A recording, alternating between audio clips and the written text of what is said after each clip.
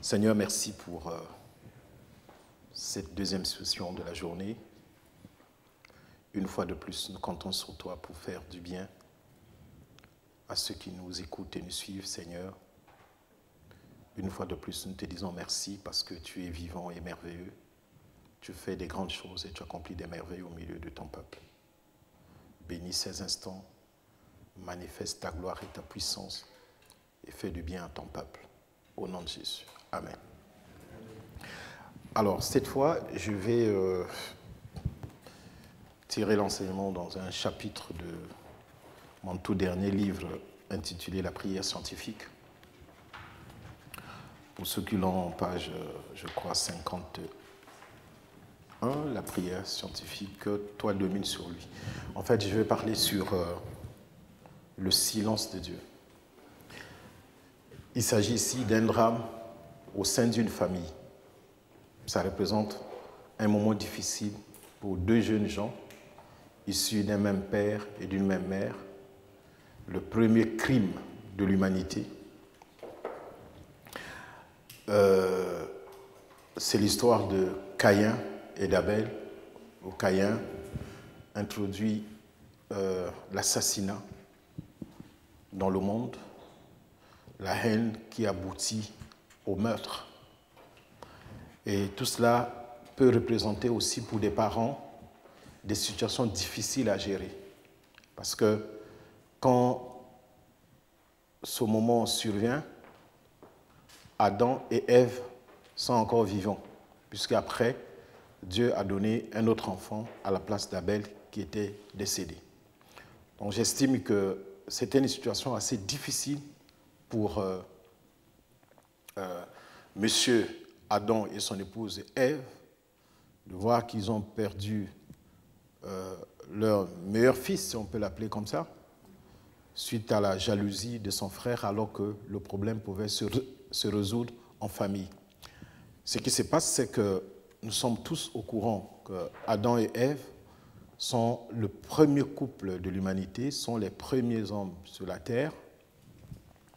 Dieu se doit donc de les enseigner, de leur donner une direction par rapport à la vie et sur les choses qui les attendent dans l'avenir. Il y a une règle, une consigne qui est donnée à Adam, que de ne pas manger un fruit dont l'arbre était dans le jardin, au milieu du jardin. Il ne devait pas manger ce fruit-là. Bon, plus tard, la femme faisait peut-être son shopping, je ne sais pas, et puis elle se retrouve en face d'un séducteur. C'est bien de faire le shopping seul, quelquefois, parce que beaucoup d'hommes n'aiment pas accompagner leur femme au shopping, parce qu'après, il faut changer de portefeuille et de porte-monnaie, et souvent, les limites ne sont pas respectées, alors M. Adam dit, bon, tu vas seul faire ton shopping. Bon, c'est une façon de parler. Mais est-il que là-bas, elle a succombé à la tentation. Je vais juste souligner au passage que quand elle a mangé le fruit défendu, rien ne s'était produit pour l'humanité. Mais lorsque Adam a appris que sa femme va mourir,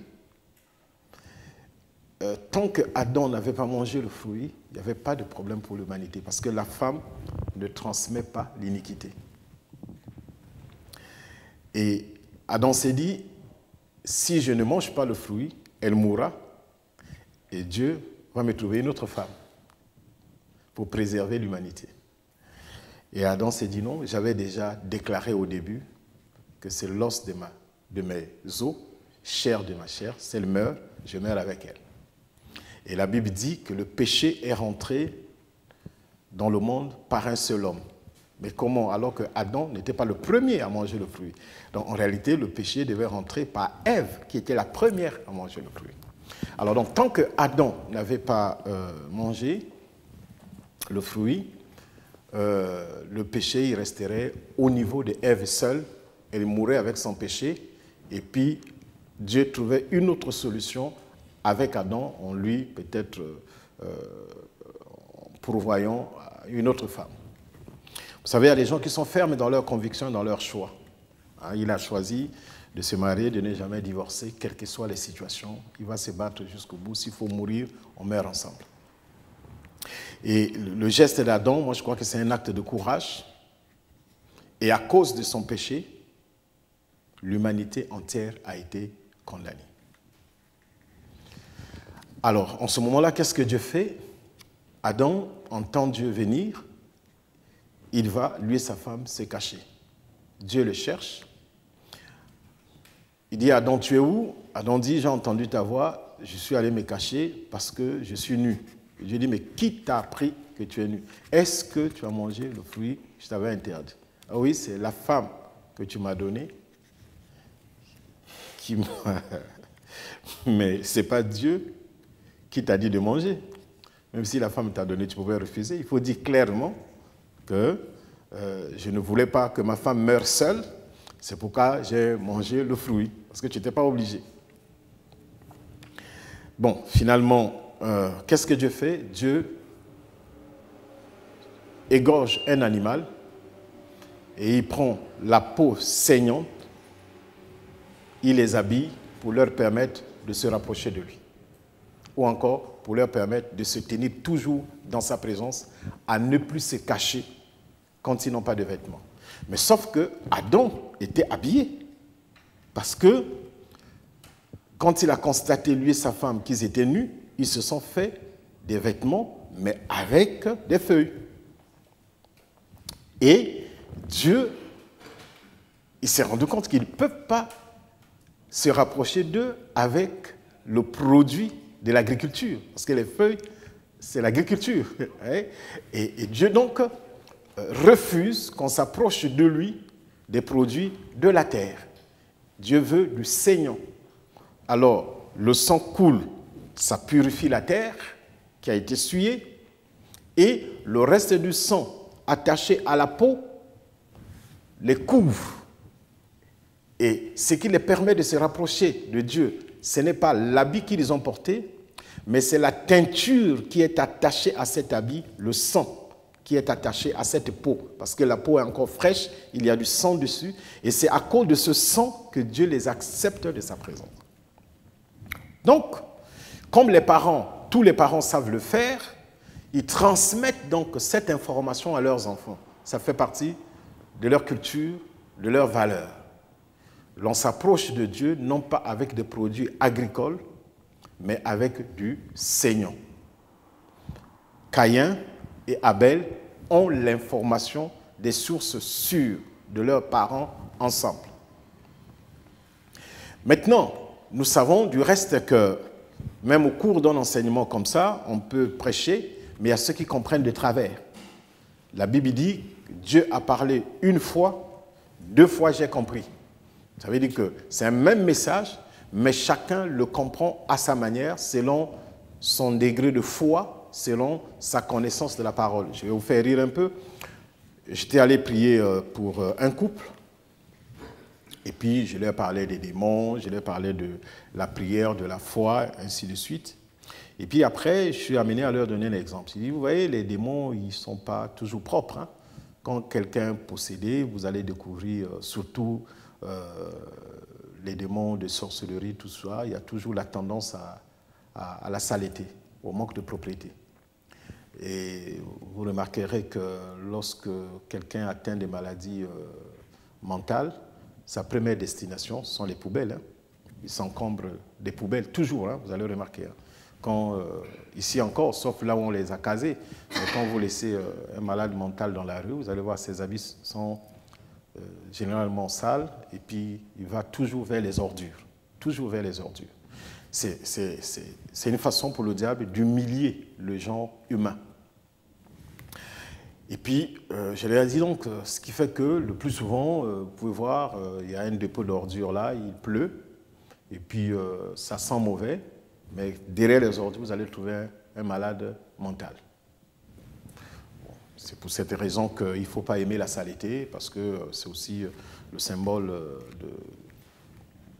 des démons. Les démons aiment la saleté, puisqu'ils sont mauvais. Et puis, un jour, j'apprends qu'ils veulent déménager. Pourquoi? Oh non, mais parce que le pasteur avait dit qu'en saison de pluie, les démons deviennent plus nombreux. Donc là, le quartier va être envahi des démons, donc nous ferons déménager, aller dans une ville où il n'y a pas la pluie. C'est la saison sèche. Oh, c'est pas ce que j'avais dit, moi, voyez-vous. Donc le monsieur a pris dans un autre sens, il s'est accroché juste à une phrase, il a sorti de son contexte. Donc pour lui, la pluie représentait l'abondante activité démoniaque. Donc il devait chaque fois déménager, aller là où il y a la saison sèche, parce que la pluie attire les démons, alors que la pluie, c'est une bonne chose spirituellement. Amen. Donc Adam a compris, Adam et Ève ont donné l'information à leurs enfants, Caïn et Abel. Caïn a compris à sa manière, Abel aussi a compris à sa manière. Je précise que le couple, lorsqu'ils ont péché, ils se sont couverts des produits agricoles, donc des feuilles. Mais malgré ces feuilles, ils ne pouvaient pas s'approcher de Dieu. Et quand Dieu arrive lui-même, Dieu ne les a pas condamnés d'avoir porté des feuilles. Mais Dieu a refusé de les accueillir habillés de feuilles. Dieu va les revêtir de peau d'animal saignant. Et donc, ils ont dit à leurs enfants, donc chaque fois que vous voudrez vous approcher de Dieu, faites-lui toujours un culte saignant. Donc, les enfants ont grandi, chacun choisit son activité. Abel est berger, Caïn est cultivateur. Mais ce qui se passe entre ces deux enfants m'a laissé sur l'interrogation. Et j'aime beaucoup me poser des questions pour trouver évidemment des réponses dans la Bible. Alors, Caïn et Abel veulent offrir à Dieu un culte, veulent l'adorer. Abel choisit dans son troupeau un animal qu'il égorge, il offre à Dieu. Et Abel choisit évidemment autour de lui les produits agricoles. À cette époque, pour savoir que Dieu a agréé le sacrifice, qu'est-ce qui s'est passé? Tu égorges ton animal sur un autel, tu mets le feu. Si la fumée monte tout droit jusqu'à disparaître dans les nuées, ça veut dire que Dieu a agréé le sacrifice. Mais si une fois la fumée est dispersée, ça veut dire que Dieu a rejeté le sacrifice. Ça, c'est pour un animal qui est sacrifié. Mais qu'en est-il pour les produits agricoles lorsque Dieu rejette le sacrifice? La Bible nous dit que Dieu agréa le sacrifice d'Abel, mais il rejeta celui de Caïn. Qu'est-ce que Caïn a offert? Caïn a certainement offert des tomates, des concombres, des oignons, des poireaux, des pommes de terre. Et quand Dieu rejette, qu'est-ce qui arrive? Les pommes de terre sautent, les poireaux sautent, et puis il en a, je crois, en pleine figure, et tout de suite il se met en colère. Lisons un peu ce texte dans le livre de Genèse, le chapitre 4, à partir du verset 1.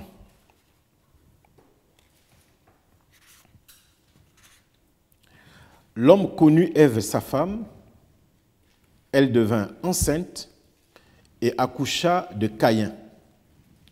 Elle dit, j'ai mis au monde un homme avec l'aide de l'Éternel. Elle accoucha encore son frère Abel. Abel devint berger de petit bétail et Caïn cultivateur. Au bout d'un certain temps, Caïn apporta des fruits du sol comme offrande à l'Éternel. Abel, lui aussi, apporta des premiers-nés de son bétail avec leur graisse. L'Éternel porta un regard favorable sur Abel et sur son offrande. Mais il ne porta pas un regard favorable sur Caïn ni sur son offrande. Caïn fut très irrité et son visage fut abattu. L'Éternel dit à Caïn, « Pourquoi es-tu irrité? Et pourquoi ton visage est-il abattu? Si tu agis bien, tu relèveras la tête. Mais si tu n'agis pas bien, le péché est tapis à ta porte et ses désirs se portent vers toi. Mais toi, domine sur lui. Amen. C'est très important, cette histoire. Alors de là, nous allons donc voir l'attitude de Dieu dans ce drame familial. La manière dont Dieu se comporte envers les deux enfants. Le silence total ou encore l'absence totale des parents pendant les faits. Parce que les parents ne sont pas là. Ils ont fait ce qu'ils pouvaient faire, ils leur ont donné ce qui est basique, ils leur ont donné le fondamental. Les enfants ont grandi, chacun a choisi son boulot, chacun a un chez lui et les parents sont chez eux. Ils sont loin de savoir qu'entre les enfants, il y a un conflit qui est en train de s'installer, de se développer jusqu'à ce que l'un va, n'est-ce pas, supprimer la vie à l'autre. Vous savez, même si au milieu de nos familles, nous n'avons pas des problèmes et des crimes, mais des fois les conflits entre les enfants mettent les parents en difficulté, où les parents découvrent plus tard qu'entre les enfants, ça ne se passe pas bien, alors qu'on a encore en souvenir comment ils ne pouvaient pas dormir sans l'autre. Ils aimaient toujours dormir ensemble, courir ensemble, s'échanger des jouets. Maintenant qu'ils ont grandi, chacun veut faire le dur, il y a des jalousies, il y a des complots, il y a des conspirations, et les parents sont là un peu comme perplexes. Ils ne savent pas parce que tous les enfants sont les leurs. Vous voyez, ils ne peuvent pas aller vers l'un ou bien se liguer contre un autre. Même celui qui a tort a besoin, évidemment, de l'assistance des parents, du soutien des parents pour sortir de la situation. Et ce n'est pas facile. Vous savez, j'ai suivi une fois, lorsqu'il y a eu le drame du 11 septembre aux États-Unis, la maman a un des terroristes qui refusait de croire que son fils était terroriste. Il y a un adage chez nous qui dit qu'on engendre ou on met au monde un enfant, mais on ne met pas au monde son cœur. Son cœur, pas en tant qu'organe, mais son cœur en tant que disposition, en tant que comportement. Ce n'est pas celui-là que les parents enfantent. Ils enfantent un être humain, mais le comportement, c'est lui-même qui le choisit. Voyez? Et chez nous, c'est comme ça que les parents réagissent, que j'ai engendré un fils, mais je n'ai pas engendré son cœur. Alors, et je me suis rendu compte, évidemment, que l'enfant peut avoir eu des comportements étranges, bizarres, se retrouver entre les mains des policiers. Mais pour les parents, ils ne sont pas parents d'un criminel, ils sont parents de leur enfant, simplement. Il est criminel pour la justice, il est criminel pour la police, mais pour leurs parents, il est leur enfant. Et puis c'est tout. Ils n'interprètent pas le reste. C'est notre enfant, c'est tout. Et de ce côté-là, la justice le reconnaît, que cette personne a quelquefois droit de la visite de ses parents, pas nécessairement de ses amis. Et même ceux qui ont été deux fois condamnés à la peine capitale, on leur a permis de dire un dernier mot à leurs parents. Et j'ai toujours cru que nos prières ont un tel pouvoir, une telle puissance pour accompagner nos enfants, quel que soit leur comportement. Mais au moins que devant Dieu, nous ayons la conscience tranquille d'avoir enseigné à nos enfants le bon chemin, d'avoir inculqué à nos enfants les vraies valeurs. Maintenant, quand ils ont choisi autre chose, ce n'est pas nous qui sommes responsables. Mais nous avons fait ce que chaque parent a le devoir de faire. Ce qui peut être dur à supporter, c'est de se rendre compte qu'on n'a pas fait le travail de base. On ne leur a pas appris, on ne leur a pas parlé de Jésus, on ne leur a pas dit que le mal, c'est ceci, le bien, c'est cela. Et qu'après, les enfants se rendent compte que c'est de notre faute. Ça, c'est difficile à supporter. Mais jusqu'aujourd'hui, nous avons cette grâce-là. Et moi, je crois que même si les enfants, ou même nous, pensons que ça passe de travers, mais vous savez, ce qui est consacré à Dieu reste consacré. Amen. Même à la dernière seconde, Dieu récupère toujours ce qui lui appartient. Et la meilleure chose que nous avons à faire, c'est toujours prier pour ces gens-là que Dieu nous a donnés, nos enfants. C'est ce que Adam et Ève ont fait au moment où les choses se passent. Ils sont en vie, mais ils ne sont pas présents sur les lieux. Une vieille femme vivait avec sa fille. Et sa grand-mère et sa mère étaient des chrétiens très engagés. Et puis, il y a eu une soirée. Vous savez, ces soirées qui ressemblent un peu à des bals masqués et autres. Donc, il y avait une soirée un peu spéciale où le vice était permis, tout était permis. Et cette mineure, on ne sait pas par quel moyen, elle a eu une invitation. Ses copines l'ont amenée à cette soirée. Vous présentez votre ticket, quel que soit votre âge, vous rentrez, pourvu que vous ayez un ticket. Et là, à l'entrée, il y avait une vieille dame qui contrôlait les tickets. Elle est venue avec ses copines de son âge, elles sont toutes rentrées. Elle vint son tour, la vieille dame lui dit « Tu ne rentres pas ». Elle dit « Mais pourquoi ?» Il dit « Non, j'ai mon billet ». Il dit « Tu as ton billet, mais tu n'entres pas ». Il dit « Mais vous avez des problèmes avec vous ?» « Non, je n'ai pas de problème avec toi, mais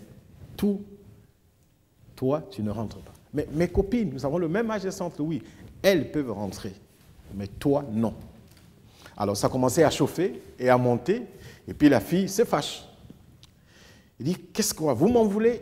La vieille dame lui dit « Ben, je vais te dire la vérité, tu ne peux pas rentrer ici parce que tu es chrétienne. » Et elle dit, je ne suis pas chrétienne, moi. Elle dit, bon, si tu n'es pas chrétienne, alors ta mère, ton père ou tes parents sont chrétiens. Elle dit, oui, c'est la grand-mère et maman. Je n'ai rien à voir dans cette affaire, tout ça. Elle chauffe, elle monte, elle monte.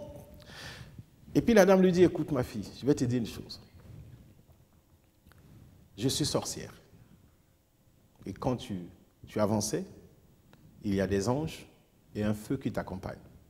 Et avec ça, tu ne peux pas rentrer ici. Nous refusons. Il y a le feu autour de toi, il y a des anges autour de toi, on ne peut pas vous accueillir ici. Alors, elle tombe en sanglots, parce que c'est la vérité. Je suis sûr que les paroles de la grand-mère, de la mère, sont remontées dans son esprit. Elle dit, ah, c'est certainement ce que les paroles... Vous savez, ces paroles-là sont puissantes. Elle était chauffée, hein, mais sur place, elle est redescendue de l'escalier. Clac! Elle s'est mise en sanglots, elle a commencé à pleurer, et puis elle a fait demi-tour. Elle est allée expliquer à ses parents en pleurant. Et moi, je suis persuadé, j'appartenais à une église, nous sortions d'une veille de prière qui a pris fin aux environs de 5 heures. Donc, l'église était dans une sorte de trou, et quand vous remontez au-dessus, c'est la voie principale. Donc, c'est un groupe de dames attendait le taxi. Ils étaient 2 ou 3. Ils ont entendu le premier taxi, ils ont arrêté. Au moment de monter, le chauffeur dit non, redescendez. Oh, un taxi, 2, 3, un problème. Et puis un autre taxi arrive. Il est, je crois, 5h ou 4h30. Ils prennent place dans le taxi. Et puis le chauffeur dit, oh, je suis béni. Hein. Mais pourquoi non? Mais il y a du feu sur vos têtes. Et ça, c'est la protection pour mon taxi. Et je crois que cette journée, je vais avoir beaucoup de clients parce que j'ai vu le feu sur vos têtes. Alors, ils ont compris, ah, les autres taxis refusaient de nous prendre à cause du feu qui était sur nos têtes. Amen. Donc, il y a cette grâce. Vous voyez, la Bible dit que lorsque une femme, un non-chrétienne, quand elle se convertit et que son mari ou sa femme non-chrétien accepte de vivre avec lui ou avec elle, elle ne doit pas refuser parce que le mari ou la femme est sanctifié par son conjoint qui est croyant. Et je suis persuadé que c'est comme, vous voyez, la Bible dit que c'est comme de l'huile versée sur la tête d'Aaron, ça descend sur sa barbe. Et je crois que cette aura, cette grâce, cette onction que nous avons développée avec Dieu peut s'étendre sur tous ceux qui sont chers à nos yeux et qui ont une place dans notre cœur pour leur apporter la sécurité et fondamentalement sur nos enfants. Amen. Et ça, c'est une richesse. Ça ne dépend pas de nous, ça dépend de l'amour que nous avons pour Dieu. Nous ne sommes pas obligés d'être les meilleurs chrétiens pour que nos enfants soient protégés par Dieu. Nous avons besoin simplement d'aimer Dieu. D'aimer Dieu, d'aimer nos enfants et de les recommander entre les mains du Seigneur. C'est certainement le travail que messieurs Adam et madame Ève ont fait à l'endroit de leurs enfants. Et je vous encourage, chers amis, à le faire. À le faire parce que ceux qui l'ont fait ont vu vraiment Dieu agir dans leur vie. Et quelquefois, je vois des enfants qui, c'est-à-dire, ils voient la vie chrétienne des parents, les parents leur parlent du Seigneur et rient. Mais ce n'est pas un problème, même s'ils rient, il a au moins entendu. Parce que la foi vient de ce qu'on entend. Un jour, ça va remonter dans leur esprit. La Bible dit, enseigne à l'enfant la voie qu'il doit suivre, et quand il sera grand, il ne se détournera pas de cela. Il va se souvenir de cela. Et c'est nos enfants qui diront non. Les parents me disaient toujours, papa me disait toujours, maman me disait toujours. Et de toutes les façons, la parole de Dieu dans notre bouche est puissante pour agir, pour opérer. Tu n'as pas besoin d'être pasteur, prédicateur, évangéliste puissant pour que tes paroles aient de l'impact dans la vie de tes enfants. C'est pour cette raison que j'ai toujours conseillé aux parents, priez pour vos enfants. Vous savez, nous avons une culture, c'est de faire le câlin à nos enfants avant qu'ils dorment.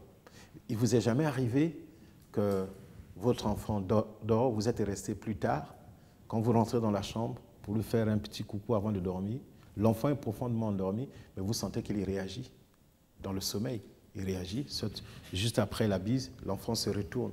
Ce qui se passe, c'est que c'est son corps qui est endormi, mais son esprit vous voit. Amen. Son esprit vous voit rentrer dans la chambre. Et il enregistre cela dans son subconscient. Et j'ai toujours conseillé, et c'est ce que j'ai toujours fait,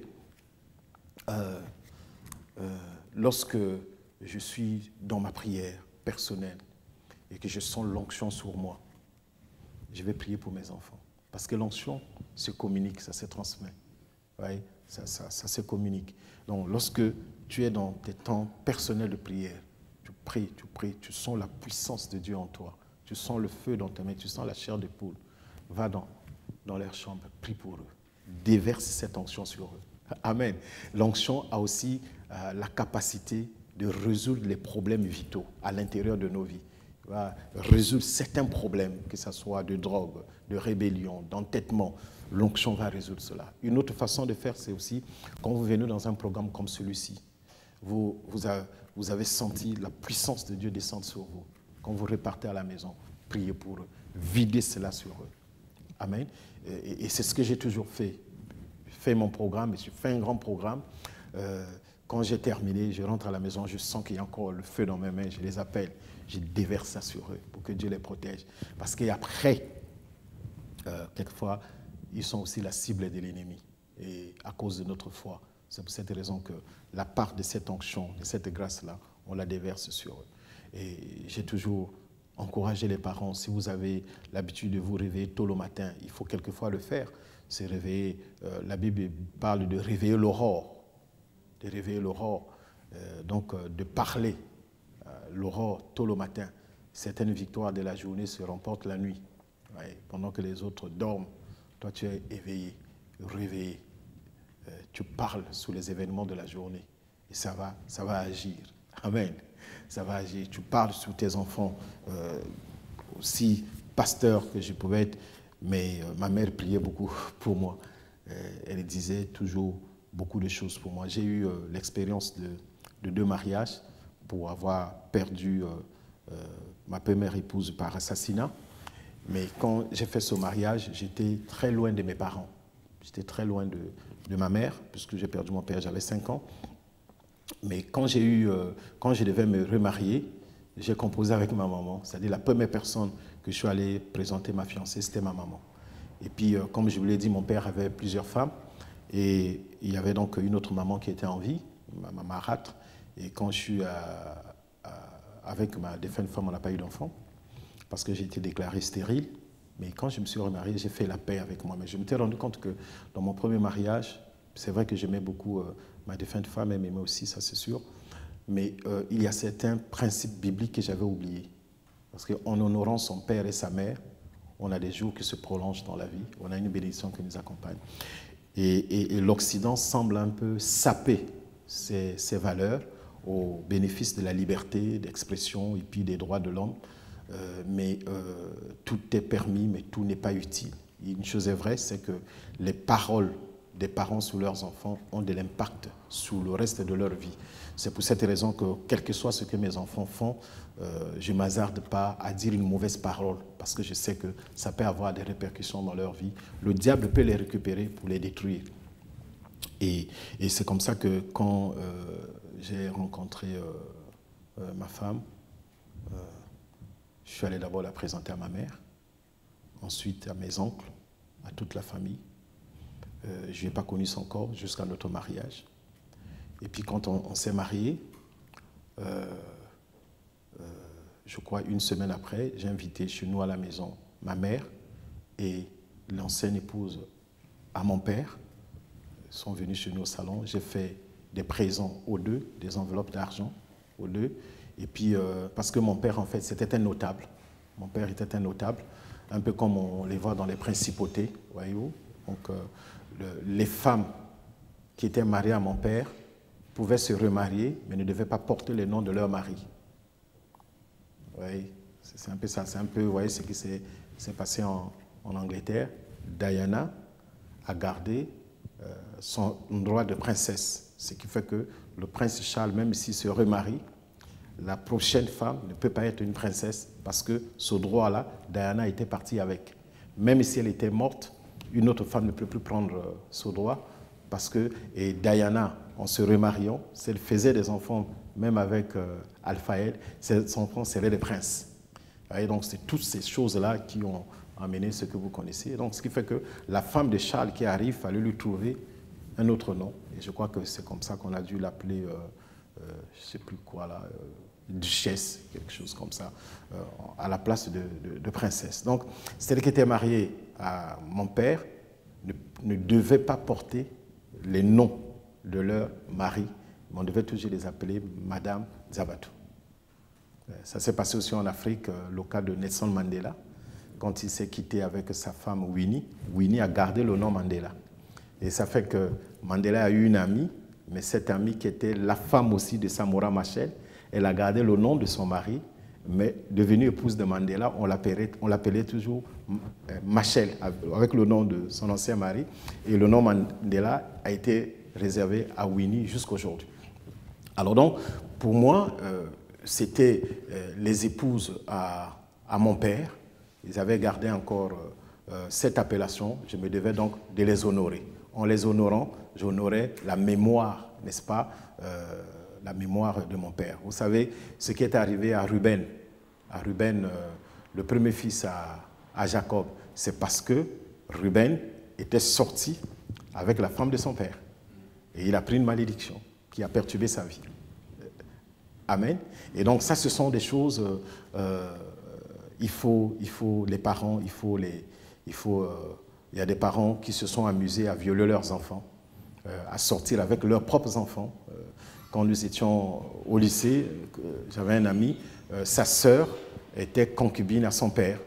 Ça venait en Europe en vacances, ça sortait ensemble, mais la vie de cette fille a été totalement détruite parce que les parents ont la vocation de bénir les enfants et les enfants ont la vocation de partir des limites de leurs parents pour aller au-delà. Vous voyez, ça c'est très très important. Alors, quand j'ai fait cela, j'ai appelé ma maman et l'autre dans notre maison.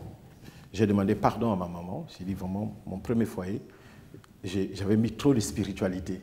Donc je suis allé faire ma dot chez nous. Il y a la dot, je ne sais pas si vous le savez, c'est-à-dire qu'il y a des listes qui est donnée aux prétendants, donc des choses, et puis ça peut s'évaluer à des milliers d'euros, hein, des choses que vous devez verser aux parents de la fille avant de prendre la fille. Ensuite, vous allez faire votre mariage officiel. Et donc, c'est biblique.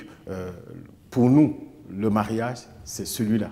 Et à la mairie, on va juste pour une formalité administrative pour sécuriser les deux personnes qui vivent ensemble. Et ensuite, ils vont à l'église pour que l'église bénisse. En fait, l'église ne marie pas, mais l'église bénit l'union, apporte la bénédiction. Alors, donc j'ai demandé pardon à ma mère, j'ai dit vraiment, excuse-moi, mais le premier mariage, je n'étais pas associé, je l'ai fait à ma manière, j'ai fait avec des amis, j'ai été accompagné juste avec, par mes pasteurs, mes frères et sœurs dans la foi, mais maintenant, je vais faire les choses bibliquement, je vais t'honorer. Et donc je demande pardon, voici les présents, priez pour nous, que Dieu nous bénisse. Et là, ma mère prie dans mon église, je suis son pasteur. Et je me suis mis à genoux, mon épouse et moi, et les deux mamans ont prié pour moi. Je me suis marié, moi qui ai été déclaré stérile, 9 mois après, j'ai eu mon premier fils. Je n'ai pas été à l'hôpital, mais je ne sais pas ce qui s'est passé. Je n'ai pas pris des médicaments et je ne sais pas où était passée cette stérilité, mais je crois que c'était une forme... je crois que c'est parce que ma mère n'était pas heureuse et n'était pas contente de moi. Voilà. Et puis, quand j'ai réglé toutes ces choses, ma mère est décédée en prononçant des paroles de bénédiction sur ma vie. Il m'a dit, tu es mon fils. Quand je t'ai eu, tu t'es décédé. J'ai prié Dieu, Dieu t'a ramené à la vie. Dieu va te protéger. Tu feras le travail de Dieu pour lequel tu t'es engagé et Dieu t'accompagnera. Ce sont des paroles qu'il faut entendre dans la vie. Est-ce que je peux avoir un amen? Ce sont des paroles qu'il faut entendre dans la vie, que les gens te bénissent. Et vous savez, j'étais loin de mes parents. J'ai quitté ma mère, j'avais 7 ans. Mon père est mort, j'avais 5 ans. Donc, j'ai vécu chez un oncle irresponsable. Comme je vous l'ai dit hier, ce sont les conseils des parents, des amis qui m'ont aidé. Je me rappelle qu'un jour, je devais prendre place dans un bus. C'est des bus, ce n'est pas comme des grands bus qu'on voit ici, mais c'est des minibus serrés. Donc, il y avait une place. Quand tu t'asseyes, la personne qui est en face de toi, vous devez vous croiser les jambes. Et donc, moi, j'étais assis à côté de la portière de sortie. Et puis, je vois une femme âgée, presque même âge que ma mère, qui monte dans le bus. Et là, celui qui contrôle dit, bon, vous devez croiser les jambes. J'ai dit, non, je ne peux pas faire ça. Elle a l'âge de ma mère. Et puis chez nous, on n'appelle pas quelqu'un qui a l'âge de ta mère madame. Non, tu l'appelles maman parce qu'elle a l'âge de ta maman. Chez nous, c'est comme ça on a grandi. C'est là, ton frère, tu ne l'appelles pas par son prénom, tu l'appelles Yaya, même si tu dois utiliser son prénom. S'il s'appelle Claude, tu dis Yaya Claude, donc le grand frère Claude. Et c'est ce que nous transmettons à nos enfants. Et c'est comme ça. Et quand cette maman est montée dans le bus, moi, j'ai refusé de croiser les jambes avec elle. J'ai refusé, par pudeur, simplement. J'ai refusé. Je suis descendu du bus, j'ai payé le transport pour la maman, j'ai payé ma place, j'ai pris place dans un autre bus. Et vous savez qu'est-ce que cette femme a dit? Elle m'a regardé, elle a dit, « Qui est ta mère, toi? Que Dieu te bénisse, jeune homme. Tu vivras longtemps sur la terre et tu iras très loin avec Dieu. Que Dieu te bénisse. Je ne te connais pas, mais tu iras très loin, tu vivras longtemps et Dieu te bénira. » Je ne m'attendais pas à entendre une telle parole. Vous savez, la foi vient de ce qu'on entend et nous sommes la conséquence des paroles que nous avons reçues depuis la maison, à l'école. C'est la conséquence de ces paroles qui font de nous les hommes et les femmes que nous sommes aujourd'hui. Et quand cette maman a dit ça, chers amis, j'ai senti la chair de poule dans mon corps. Elle ne faisait que me regarder. Et j'ai dit au monsieur, personne ne doit s'asseoir sur cette place, croiser les jambes avec cette maman. J'ai déjà payé. Donc, elle doit voyager comme ça jusqu'à sa destination. Et j'ai dit à la maman, personne ne doit s'asseoir là, sauf une femme de ton âge qui peut croiser les jambes avec toi. Et tout le bus était silencieux pour voir ce qui venait d'arriver. Et cette maman a dit dans notre langue, elle a dit, est-ce qu'au jour d'aujourd'hui, on trouve encore des enfants comme ça, qui ont autant de pudeur?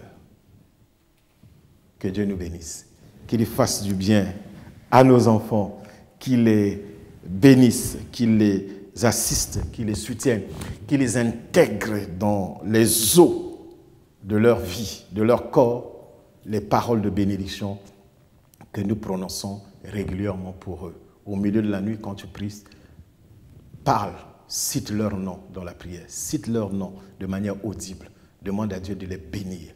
Lorsque tu t'es réveillé le matin, avant même de te brosser les dents, parle sur la vie de tes enfants, qu'ils vivront longtemps, qu'ils seront prospères, qu'ils auront des choses que je n'ai pas eues. Et je serai témoin de la bénédiction, de la vie que Dieu va accomplir, des choses que Dieu va accomplir dans la vie de mes enfants. Que Dieu vous bénisse, qu'il vous bénisse abondamment. Heureux l'enfant qui suit les conseils de ses parents et les préceptes de sa mère.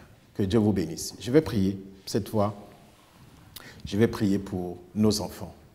Je vais prier pour notre progéniture, pour que Dieu se souvienne d'eux, pour que Dieu leur fasse du bien, pour que Dieu les accompagne. Nous allons encore, une fois de plus, lever nos mains et nous allons intégrer dans notre vision nos enfants, le produit de nos entrailles, ces personnes merveilleuses que Dieu nous a données. Quel que soit leur comportement, quelle que soit leur vie, quelle que soit leur réaction, même s'ils ne veulent pas s'aligner sur les choses que nous leur apprenons, mais nous avons quelque chose qui dépasse l'argent, qui dépasse les maisons à leur donner. C'est la grâce du Seigneur. Même s'il y a un qui est têtu, qui ne veut rien savoir, mais il ne peut pas être plus fort que la grâce et la puissance du Seigneur. Vous allez dire après moi, Seigneur Jésus, lorsque tu es venu sur cette terre pour nous sauver, tu as fait de nous, avant tout, les enfants de Dieu, avant de devenir des serviteurs. C'est parce que les enfants ont des droits, parce que les enfants ont l'héritage, parce que les enfants ont la même nature que leurs parents. C'est pour cela que tu nous acceptes comme enfants. Les enfants, on ne peut pas les renier, mais le serviteur, on peut le renvoyer. L'enfant, on peut le chasser, mais il reviendra toujours parce qu'il a des droits.